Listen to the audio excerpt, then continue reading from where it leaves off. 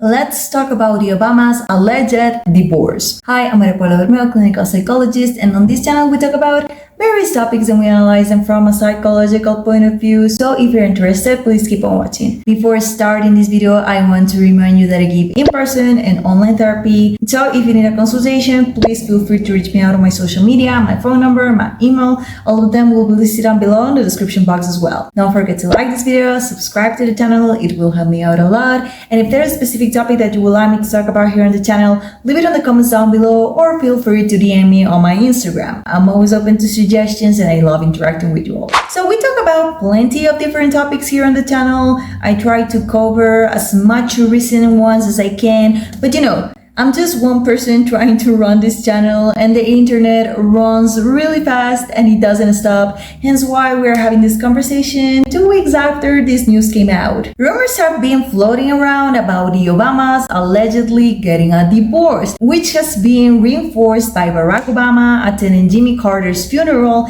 and Trump's presidential inauguration alone. Meanwhile, it had been reported that Michelle allegedly had been on vacation in Hawaii, if I'm not wrong, signaling that maybe there's trouble in paradise. Newsweek reports. Meghan McCain says Obama divorce rumors coming from reputable people. Meghan McCain, political commentator and daughter of the late Republican Senator John McCain of Arizona, said on a recent episode of her podcast that divorce rumors about former President Barack Obama and former First Lady Michelle Obama are coming from reputable people. Newsweek has filed out an online form for comment with the office of Barack and Michelle Obama on Friday. Why it matters. McCain has criticized Barack Obama's policies in the past, but has also spoken positively about Democratic power couple. In 2008, her father unsuccessfully ran against Barack Obama in the presidential election, but McCain and Obama maintained a cordial, respectful relationship. The rumors have circulated as Michelle Obama has been absent from recent public appearances. On a January 22nd episode of her podcast, Citizen McCain,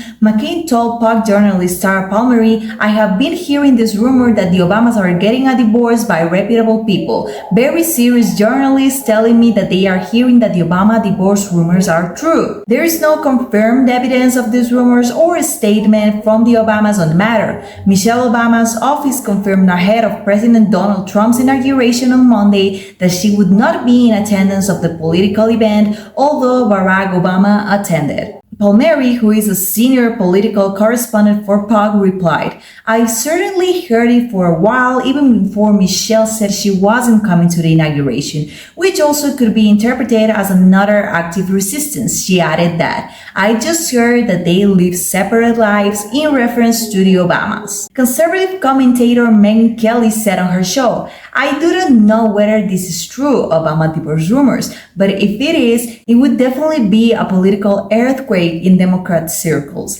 Never mind America. I don't remember a presidential divorce in modern history." And as you can see, these rumors are not from questionable outlets as TMZ, nor from some internet troll. They come from Meghan McCain, who has a connection with the world of politicians, so this might be legit. And as we can notice, people are saying this could change the political landscape in a way because we could be seeing a wave of popular politicians' divorces and we haven't seen them splitting ever. All of them stay together despite being involved in scandals. As the Clintons, for example, they've been through the trenches, but they are still married. As a psychologist, I could criticize their perseverance as toxic or dysfunctional, but at the same time, I understand they stay there because they have interests. In politics, it's very common both spouses get acknowledged for actively performing duties while they are working in some charge that has to do with politics, usually the president and first lady. So in some way, they make a name as a team and they stay together to keep that relevance long term because they get invited to events together, to advocate for something together, to presidential inaugurations together. It's like after getting recognition in the world of politics, They are permanently glued to each other. Of course, hearing these divorce rumors was going to be crazy. However, analyzing the Obamas specifically as human beings and taking a look into their relationship, I don't think their possible split is nuts. First, this is not the first time we've heard about the Obamas wanting to get a divorce. It's been more than a decade since they have been under the public eye for the same exact reason. Here we have an article from 2013. Obama-Michelle living apart. Michelle Obama has had enough. According to a bombshell new report, the First Lady and Barack Obama are sleeping in separate White House bedrooms. Michelle is also preparing to boot her hubby of 21 years out of their ritzy Chicago home and seriously discussing divorce. The Smart Money says the marriage is doomed, a source told the National Enquirer. Barack and Michelle have had a rocky go for years and mainly stayed together for their daughters and his political career. But now Michelle is mad as hell. She feels violated in front of the whole world and screamed at him, "I've had enough." She's met with divorce lawyers and told Barack that she wants life apart from him. Michelle will stay in the White House for the rest of Barack's term for appearances, but she made it clear they be leading separate lives. She's moving into one of the vacant bedrooms in the family's private living quarters, and she's preparing to move his clothes and personal things out of their $1 million house in Chicago. Then there have been plenty of rumors about Barack being a cheater, allegedly, and aside from that, there have been tons of speculation about Barack's sexuality, claiming that he might be gay. Obama's love letters from 1982 resurface. "I make love to men daily, but in the imagination." The former US president wrote of his androgynous mind in a letter to his then girlfriend Alex McNear, which has since resurfaced in the New York Post. In the correspondence, Obama wrote, "In regard to homosexuality, I must say that I believe this is an attempt to remove oneself from the present, a refusal perhaps to perpetuate the endless farce of earthly life.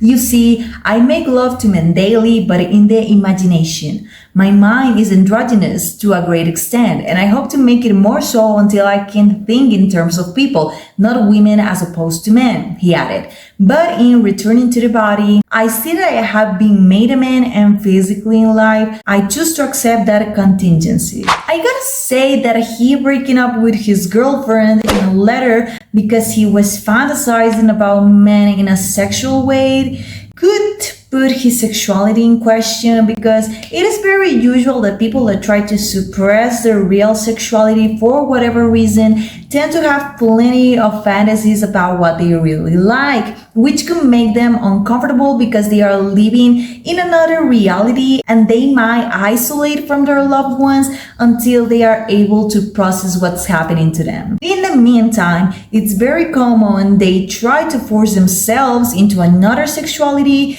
by dating as well, which could have been his case. Also in that same letter, if I'm not wrong, he stated that he really wanted to make his way into politics and it would be better for him to be with a black woman. Remember, this woman, Alex, is white, and this could make the Obama's marriage very performative because they built this image of this black power couple to gain traction, to resonate with people, to appeal to them and their feelings, so minorities could feel identified with them and feel that they are being represented and heard. That's how political psychology works. And Michelle also wanted to build a career, so even if she knew Barack was gay, bi, or unsure about his preferences, she maybe saw the potential of a black marriage in politics and went with it. It's transactional, it's a business, and it wouldn't surprise me because we've seen people in other places where they gain fame doing that, Hollywood being an example. And to make this even more credible, here's an audio of an interview to a reporter which was posted here on YouTube.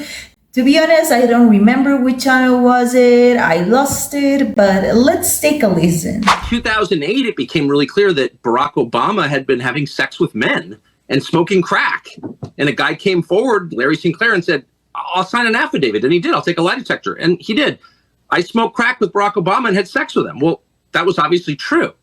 nobody reported it, not because they were squeamish about sex or drugs, but because the Obama campaign said anyone who reports on this gets no access to the Obama campaign. And so they didn't report on it. I mean, it's insane. Leaving the drug consumption aside, which could have caused issues in their marriage as well, threatening reporters to hide that story to be able to keep up and continue with their work to inform what was going on during the elections in 2008, allegedly, it's not something that happens because this whole story is fake. Psychologically, if it was fake, the mindset and behavior would have been different. They could have clarified that this whole thing was fake and move on. Even if people didn't believe them, they could have filed a lawsuit, particularly against this boy or reporters for misinformation, defamation, and could have given receipts to back it up or just ignore it. But obligating them to not share this story at all costs is a red flag. It fits the narrative about Barack's sexuality and the dysfunctionality of his marriage to Michelle. I have to add that I used to see rumors on social media about Michelle cheating on Barack, allegedly, but they never were a big deal and they seem to have vanished from the internet. I don't know if it's because of censorship or media outlets getting paid to not talk about it, because this came up at a time in which they were in office, but they were out there here and there, and sometimes where there's smoke, there's fire. But what did make waves on social media and is resurfacing again due to these rumors is an interview Michelle did 3-4 years ago while doing a press serve to promote her book, The Lie We Carry, in which she said that she didn't stand her husband for 10 years. Their first 10 years as a married couple. Let's take a look. Talk about how much work is required and how hard it is, even when you are madly in love with the person, even when everything works out right. Bringing two lives together, Hard. it is one of the hardest things to do. But if you just, if you understand that it is a process and that a lot of times, and people think I'm being catty by saying this, it's like there were 10 years when I couldn't stand my husband. You do say that. You say 10 long 10 years. And guess when it happened? When those kids were little, right? Yes. Right, because you can be all great individually when you're just married. You got your life, he's got his. You come together. It's all ooh, good to see you. Bye. Take it easy. And then you have kids. Not take it easy. Take it easy. You're traveling. That's great. Good. I get to hang out and watch the TV I want to watch. Right. But the minute we had kids, it was like, where are you going? And how far? And you start measuring. It's like, how many diapers did you change? And oh, you're golfing? Oh, you got time? Oh, you got time to golf? How you at the gym all the time? Why you in my brain right now? I'm like, golfing. That's when all the measuring starts, because you got this project. I'm a psychologist. I've seen these cases a lot in therapy. It's not the same to be a childless couple that is able to do whatever they want, whenever they want, together or individually. In that situation, both are two independent adults that can handle their own business, and there are no little human beings that need to be watched or taken care of 24/7. And of course, when they come in the way, the couple has to face a lot of changes because responsibilities, priorities, focus are different. And this switch can also influence on a turn for the couple dynamic because they may have different aspirations, activities, occupations, but there is a common factor: children, who require both parents to be a team that not only watch for their own personal needs, and these may be uncomfortable. However, feeling that you can't stand your partner is not the best thing to feel. I understand that having kids can be stressful at times, and you may not want to see anybody at those moments, that you're trying to build a career simultaneously, and there are time lapses of tension in which you don't want to talk to anyone because you don't have the patience. But experiencing those sentiments for 10 whole years, That's something you'd like to address with the help of a mental health provider, because later in life, when your children grow up and live, there will only be the two of you all over again. But the thing is, you'll meet each other having saved negative feelings towards each other or one partner towards the other, and this may cause issues in your relationship, in your interactions, which may cause a divorce later down the line. Probably close to being a senior, if not a senior already, and seniors should not be facing those problems at that age for the sake of their mental health. They need to be relaxed, they need to enjoy the fruit of their lifetime work, not having a headache at court. Unfortunately, that seems to be the case of the Obamas, but there's a twist in this story. Allegedly, Barack Obama is having an affair with Miss Jennifer Aniston.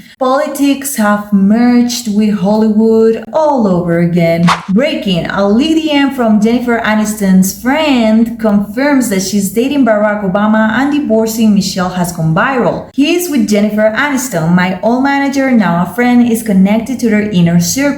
At a gathering with Jennifer's friends, the affair came up casually. Jennifer herself admitted it. They were sitting with a sidekick, which makes it sound surreal, but it's definitely not a secret among her closest friends. Sources in Washington, D.C. political circles confirm this, as well as Aniston circles in New York and LA. While this has been reported by multiple outlets, there has been no confirmation of the alleged divorce or affair from either parties as of yet. More to come. And then this news came up. Jennifer Aniston has turned off comments on her Instagram after leaked DM confirms Barack Obama is leaving Michelle for her after affair.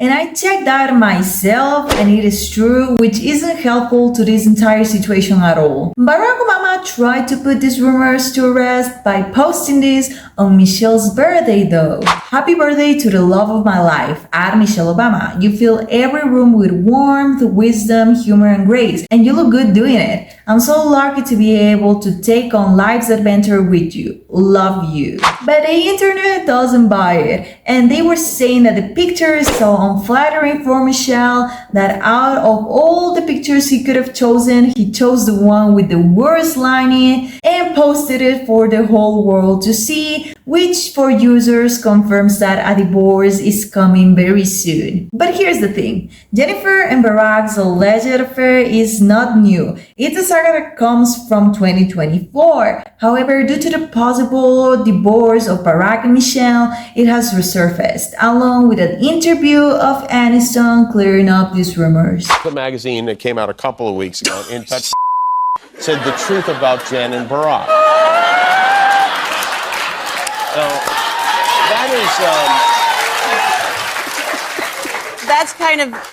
that was of all the calls you get from your publicist where you're just like, oh no, what's it going to be? Or the email saying, you know, some cheesy tabloid is going to make up a story, and then it's that. Yeah. Does your publicist ever go like, is there any truth to this? Or is it... No, that is absolutely untrue. Well, I know it's not true. Yeah. I just don't know if everybody knows. Well, it is untrue. Some people, it is untrue. So the truth about Jen and Barack is that there is no truth. There is no untrue. truth. You know Barack Obama. I've met him once. Met him once. I know Michelle more than him. What is there a truth about you and Michelle that we should know? That is not true. So, knowing that, I'm a psychologist and I analyze body language. She gets kind of tense. She holds to the chair, maybe as a way to manage the stress of the question. She mumbles and stutters, plays a little bit with her hair, has a nervous laugh, gets uncomfortable when she names Michelle, possibly because there might be something going on. Now, usually celebrity managers tell the shows what they can ask or cannot, and they get the questions beforehand, but she looks kind of anxious there nonetheless. Now, this is all alleged, nothing has been confirmed, we don't know if the Obamas are actually divorcing or not, or if Jennifer Aniston and Barack Obama have something going on, if he is actually straight or not. It's it's just a conspiracy theory right now. Nonetheless, there are two psychological lessons of the day. Number one, if Barack and Michelle divorce, it will be shocking for sure.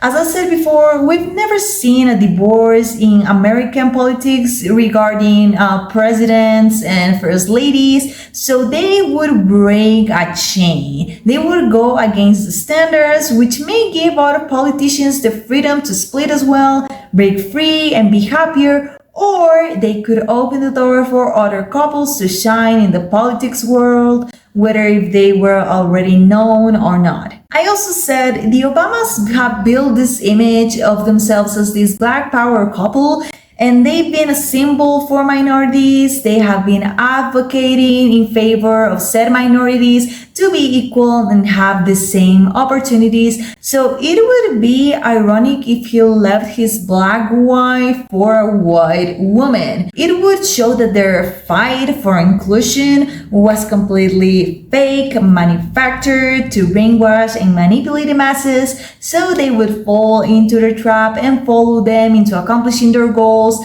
the goals of an agenda, most likely woke agenda, that they have promoted for their personal interests, which could be another punch in the face for woke people because it will break the fantasy they are living in. And the second thing we can get away from this is that we need to stop idolizing famous couples. At the end of the day, they are just human beings as me, as you, who have their own personal issues, their ups and downs. They are far away from perfect, and instead of setting your relationship standards based on celebrity love lives, you should acknowledge that they live in a different world than yours, and your right partner is the one who aligns with you in your own personal situation. And if you don't know how that works, you can realize it with a little help in therapy, so you can make sure you find the right person, one that you'll form a team with rather than a solely transactional business